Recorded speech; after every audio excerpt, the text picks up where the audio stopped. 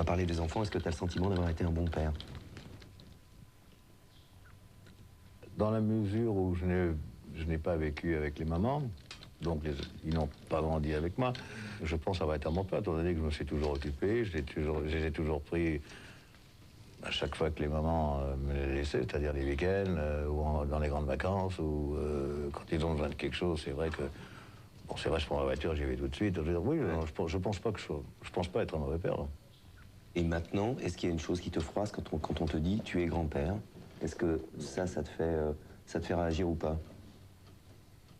Non. C'est la suite logique des événements? Non, pas du tout. Je suis très heureux. C'est même flatteur. D'abord, je me demande comment David a fait pour attendre si longtemps. Parce que moi, j'ai été papa à 22 ans, et lui, il a quand même attendu d'avoir 29 ans. Quand même. Ouais. Mais non, pour moi, c'était une petite Hallyday qui est rentrée dans la famille. Pour moi, je ne me sens pas grand-père du tout. Je veux dire, c'est comme si j'avais un enfant de plus dans la famille, quoi. Très joli, c'est ça. Non, c'est vrai. Et puis, je trouve ça bien d'avoir des petits-enfants, parce que je crois pas que dans la vie, on vieillisse. Je crois que dans la vie, on grandit. Et c'est bien de voir les enfants grandir, tu grandis avec eux. Un Dixit Johnny. Le problème, c'est que les femmes qui m'ont aimé et celles qui m'ont quitté l'ont fait pour la même raison, ce que je suis. Moi, je fais rien faire à moitié. Je fais ou tout ou rien. Bon, alors, quand j'ai mes excès, je les fais à fond. Ouais. Alors, au départ, ça fait marrer les femmes avec qui je suis, avec qui je commence à vivre. Mais elles me quittent pour la même raison. Parce qu'au bout d'un moment, oui, il y en a marre, comment tu es, etc. Alors, elles veulent me changer. Alors, je fais un peu d'effort au début pour changer. Et puis, quand je finis par tellement m'emmerder, ça je vois tellement, que finalement, ça va plus. Et je redeviens ce que je suis, c'est-à-dire moi, quoi. Et puis, à ce moment-là, elle dit, alors j'en peux plus, la vie est trop dure avec toi, elles sont bons. Plusieurs fois, backstage, avant de rentrer en scène, de loin, hein, mais je t'observais, et j'essayais de me dire, qu'est-ce qu'il a dans la tronche à ce moment-là? À quoi tu penses? À rien. Je retarde toujours. Non, c'est vrai. Non, mais je retarde toujours. Moi, pour me concentrer, j'ai besoin de beaucoup de monde. Dans ma loge, il y a des artistes qui ont besoin de se concentrer 2 heures avant, il ne faut pas aller dans leur loge, ils sont là. Enfin. Moi, je deviens fou, je peux pas. D'abord, ça me donne le trac encore plus. En général, quand je commence un spectacle, j'ai le trac. Au bout de 5-6 jours, ça passe. Mais les premières fois, c'est terrible. Je suis malade, je suis vraiment malade. Donc, je choisis toutes les occasions pour retarder mon arrivée sur scène. C'est-à-dire, j'ai des copains qui viennent me voir, alors j'ai venez rentrer dans ma loge, venez boire un verre, je discute. Alors j'ai Camus qui vient derrière moi, qui me fait... J'ai fait, oui, je sais, j'arrive. Puis alors, bon, au bout d'un quart d'heure plus tard, il me fait, bon, maintenant, vraiment, il faut y aller. Je dis, bon, j'arrive. Alors, je suis capable de tout. Comme j'ai le trac, je suis capable de tout. Pour retarder, et puis pour penser à autre chose. Un balayeur est là pour balayer, je m'arrête et je lui parle. Oui, alors machin. Et j'ai Camus qui devient fou. Ils sont en train de taper dans les mains, ils vont tout casser. J'arrive. Puis bah, après, on y est, puis ça se passe bien. Et ce trac, à ton avis, c'est dû à quoi, ça? Parce que c'est quand même vachement violent. Tu te fais mal, c'est une contradiction incroyable.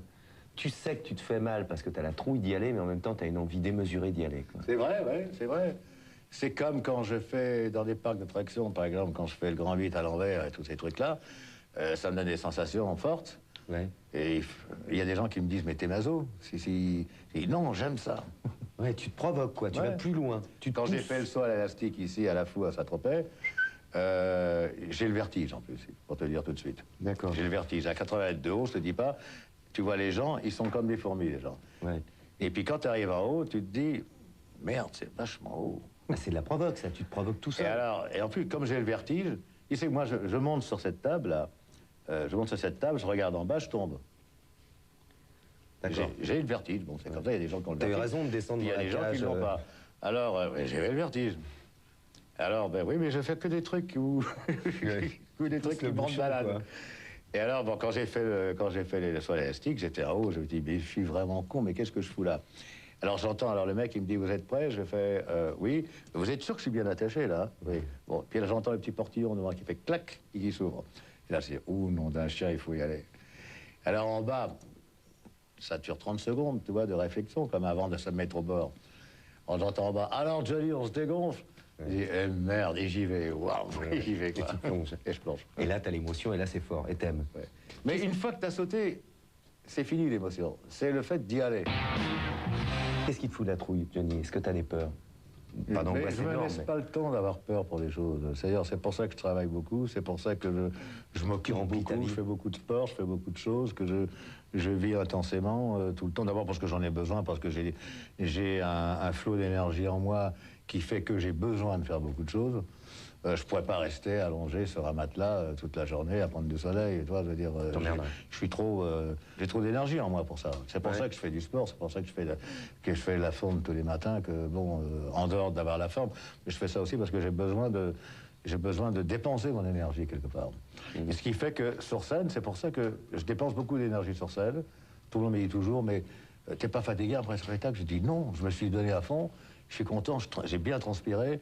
C'est comme quand j'ai fait une bonne séance de gym, quoi. De toute façon, Johnny, déjà, il est particulier, comme tu as pu... C'est une personnalité, ça, c'est clair. Donc c'est entre un enfant et un fauve, quoi. C'est le mélange des deux.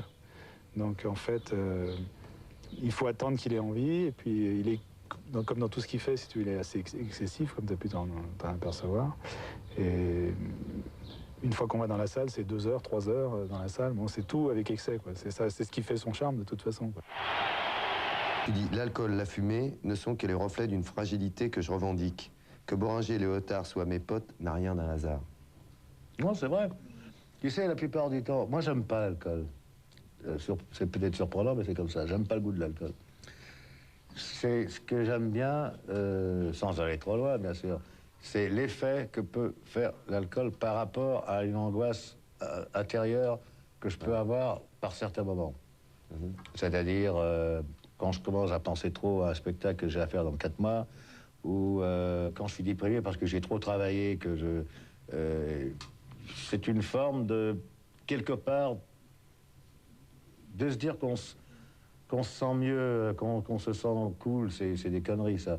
C'est le fait, ça enlève un peu le stress, qui est complètement con, parce que le lendemain, on est encore plus stressé. T'es timide à ce point-là? Oui, mais tu sais, ben, ça m'a...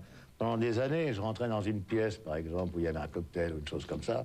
Les gens se tournaient la tête pour me regarder, je devenais rouge et je ne savais plus comment marcher. Dans ces cas-là, où tu laisses toujours tomber quelque chose par terre, alors tu te sens con, alors tu le ramasses, et puis bon, enfin bon, c'est l'enfer, quoi. Timidité naturelle. C'est pour ça que je ne vais plus dans les cocktails. Ouais. Tu veux que je te dise un truc? Je me demande si cette timidité que tu as et qu'on sent, en fait, mais t'as une telle force pour la repousser que... Le seul endroit où je ne suis pas timide, c'est quand je suis sur scène, quoi, finalement. Ouais. Ouais, exactement. C'est vrai. Même en télé, ça te gêne. Tu sais, par exemple, souvent, j'ai discuté avec mon ami Jean-Jacques Goldman, qui maintenant, bon, il fait toujours la scène, mais il fait beaucoup plus de production qu'avant, il écrit pour les autres. Bon, j'ai discuté avec lui un petit peu quand on a fait le radar. Lui, c'est un calvaire d'aller sur scène. Il me dit c'est douloureux pour lui d'aller sur scène. Il dit le fait d'être sur scène, de voir des gens, ça le traumatise. C'est le seul endroit où il se sent mal, alors que moi, c'est le seul endroit où je me sens bien. Oui, en même temps, tu fais du contre-nature et tu pousses. Tu pousses Pas ta sur timidité. scène, non, pas sur scène. Sur scène, vraiment, je me laisse aller. Ouais, t'es C'est bien. peut-être le seul moment où je suis vraiment moi-même, quoi. La bête.